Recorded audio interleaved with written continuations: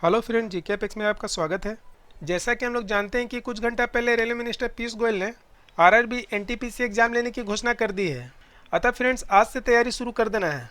यहाँ पर यह भी समझने की कोशिश करें कि इतने कम समय में इसकी तैयारी कैसे करें। यहाँ पर कुछ महत्वपूर्ण टिप्स बताएंगे जिसके माध्यम से कम समय में तैयारी कर सकते हैं।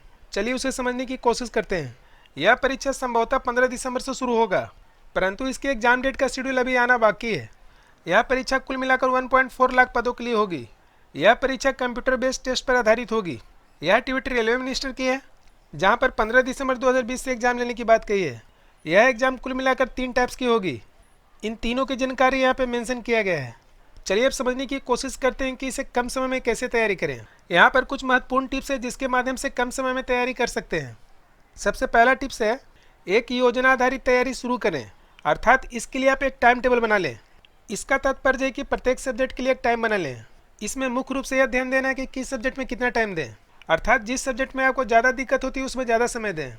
यहाँ पर सबसे महत्वपूर्ण बात है कि इसके सिलेबस के अनुसार ही तैयारी करें। आपको मैथ्स, जीके, रीजनिंग एवं करंट अफेयर्स, इन सभी विषय पर आपको ध्यान देना है। आपको ऐसा नहीं करना है कि एक ही सब्जेक्ट को अधिक पढ़ लें, बाकी दूसरे सब्जेक्ट को छोड़ दें, क्योंकि किसी भी एग्जाम के सिलेक्शन में एक एक नंबर काफ़ी इंपॉर्टेंट होता है।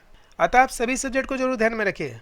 अगला महत्वपूर्ण बिंदु है, गणित, जीके, तर्क शक्ति आदि के लिए कोई भी एक मानक किताब को पढ़िए। किसी भी एग्जाम के लिए सबसे महत्वपूर्ण बात यह है कि अधिक से अधिक किताब को मत पढ़ें। आप जितनी अधिक किताब को पढ़ेंगे उतना ही कन्फ्यूजन होगा। आपको ध्यान रखना है कि कोई एक मानक किताब को ही पढ़ें। अगला महत्वपूर्ण बिंदु है, प्रत्येक दिन कम से कम एक सेट प्रैक्टिस जरूर करें। इसका सबसे बड़ा फायदा यह है कि आपको खुद को समझने का मौका मिलता है। अतः किसी भी एग्जाम में सफल होने के लिए सेट प्रैक्टिस करना बहुत ही जरूरी है। अगला महत्वपूर्ण बिंदु है, संक्षेप में एक नोट्स को भी जरूर तैयार करें। ध्यान रखिए कि नोट्स कभी बड़ा तैयार नहीं करना चाहिए, क्योंकि यदि आप बड़ा नोट्स तैयार करेंगे तो उसमें बहुत ही अधिक समय लगता है। किसी भी एग्जाम के लिए हमेशा संक्षेप में नोट्स तैयार करना चाहिए। आप नोट्स को इस प्रकार तैयार कीजिए ताकि उसे एग्जाम से पहले अच्छे से रिवीजन कर सकें। अगला महत्वपूर्ण बिंदु है, पढ़ी हुई चीज़ को ज़्यादा से ज़्यादा रिवीजन करें।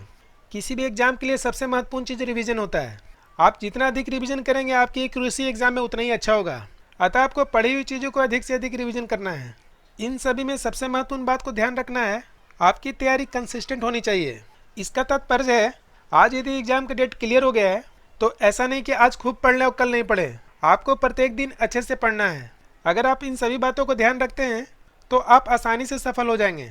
अतः इन सभी महत्वपूर्ण बातों को ध्यान में रखिए। फ्रेंड्स, उम्मीद करता हूँ कि आज का यह वीडियो आपको पसंद आया होगा। यदि पसंद आया हो तो लाइक, शेयर, कमेंट्स करना मत भूलिए। साथ ही बेल आइकन को जरूर दबाएं ताकि लेटेस्ट वीडियो आपको मिल सके।